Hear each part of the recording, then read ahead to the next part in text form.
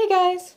So this is going to be my first foundation, first impression kind of video. I don't really know what I'm going to call it yet. I think I might call it a yay or a nay. But we are going to be trying out the new matte velvet finish foundation.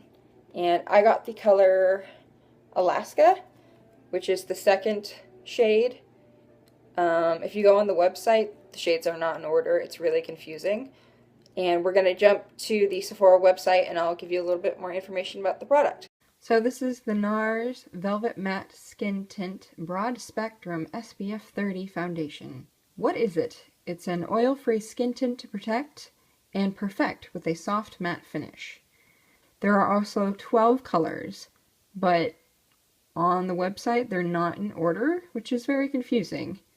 It goes like dark, dark, light, dark, super pale, then jumps to the darker skin tones. So I would recommend going into the store and actually getting them color matched rather than you picking something online, because this is confusing. This oil-free formula wears comfortably, maintaining skin's natural moisture barrier while working to control shine throughout the day. Transparent blurring powders help to blur imperfections, even the skin tone, and smooth the appearance of pores and fine lines. The powder's unique spherical shape compresses like a cushion, delivering a velvety soft, touchable feel and superior comfort on application. Vitamin C, E, and broad-spectrum SPF 30 protects against free radical damage caused by environmental stress. Simply touch and go for an effortless, perfected look. But you get 1.7 ounces for $44, and even though that is expensive, you can get a lot of other foundations for the same price, but you only get 1 ounce. So in the world of high-end makeup, that's a better deal. So now that we've gone over the basics of what the foundation is, let's go try it on. I got the shade Alaska, which is a light medium with yellow beige undertones, as you can see. It's also really thick. I'm curious to see if it's actually going to be a tinted moisturizer or more of a foundation. Has a fruity scent to it. Smells like those sour gummy worms. That's what it reminds me of. So it's not a bad scent, but if you're sensitive to fragrances, you may hate this. So we're going to start with a little bit and then see if we can build this up to maybe a more full coverage. And we're going to use the Real Techniques buffing brush. And I'm just going to dip my finger into the sample. So it's super moussey, which I actually really like. Those tend to be more comfortable to wear. So we're just going to start with my cheek and then build up the coverage. Excuse the doorknob behind me. I'm filming in a new corner of my room. Just go with it.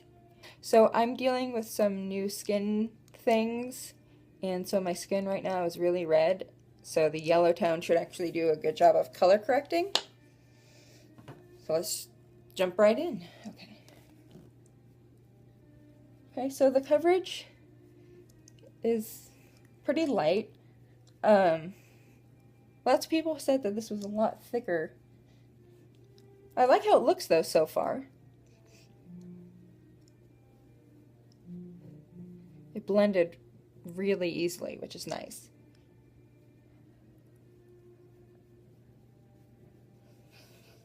Okay. So that's just one side done. You actually get some pretty good coverage. I'm impressed. Good job, NARS. Back in with the buffing brush.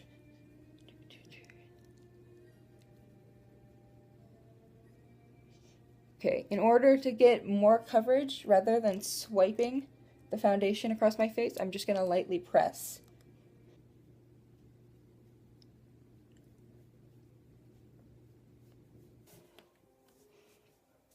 By the way, I used my Kat Von D Lock-It Featherweight Primer before this.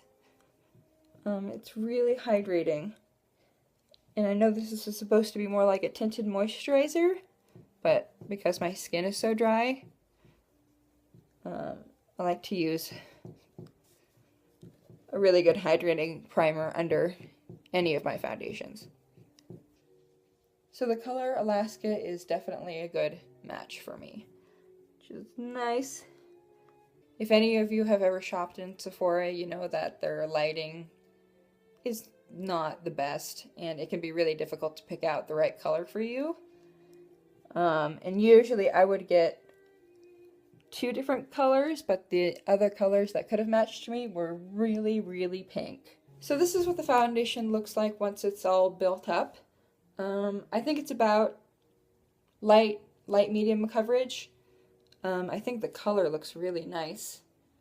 And for a liquid to powder foundation, this is probably one of the more comfortable ones that I've worn, which I really like. It isn't clinging to any dry patches yet, but we'll see how it works throughout the day. So I'm gonna go put on the rest of my makeup, and when I'm done, I'll come back and I'll tell you how everything blended on top of the foundation. It is now 12:30 and I just finished doing all of my makeup. I was gonna go for a natural look, and then this happened. I blame Champagne Pop. Look how pretty that is. Oh, it's the best highlighter.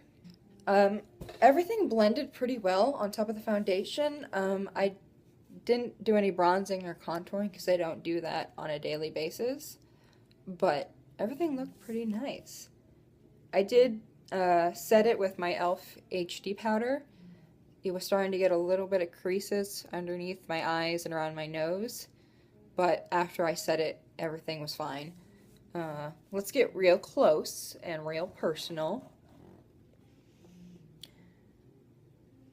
So you can see it does have a little bit of a powdery finish, but you know, the foundation is called Velvet Matte, so that makes sense. It's still very comfortable to wear though.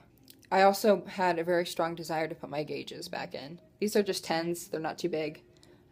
So like I said, it's about 12:30 and I'll check back in about 4 hours or so and I'll let you know how the foundation is doing. I've been wearing the NARS foundation for about 4 hours, and I want to tell you guys that I think this is a huge nay. No, this is not a good foundation for me. It's really bizarre because from this angle it looks great. Like you think, oh, it looks so flawless and so pretty, until we get close. And let me show you guys the close-up. So hopefully you can see on camera what I don't like is that my nose is all grody. And it's emphasizing pores that I didn't even know that I had. It looks really dry, but the weird thing is that it doesn't feel dry. It actually feels kind of slick and oily on my face, which is really bizarre because I have extremely dry skin. And the biggest no-no is the fact that it transferred all over my sweater, which is really annoying because I just washed it. I think the one plus I can give about this foundation is that it didn't oxidize, which is really good. And oxidize means that the foundation didn't turn a darker color once it hit the air or hit your skin. Me and NARS foundations just don't have a good relationship. Okay, so if you do have foundations that you do want me to review, please leave them in the comment section below. So thank you so much for watching. Save your money. Buy something else. Velvet, that. Please let me know in the,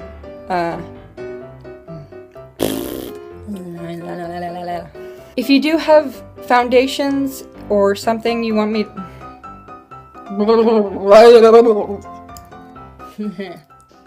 eyeball.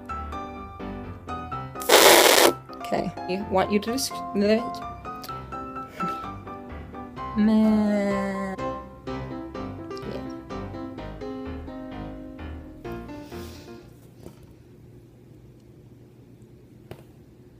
eyeliner looks really good still.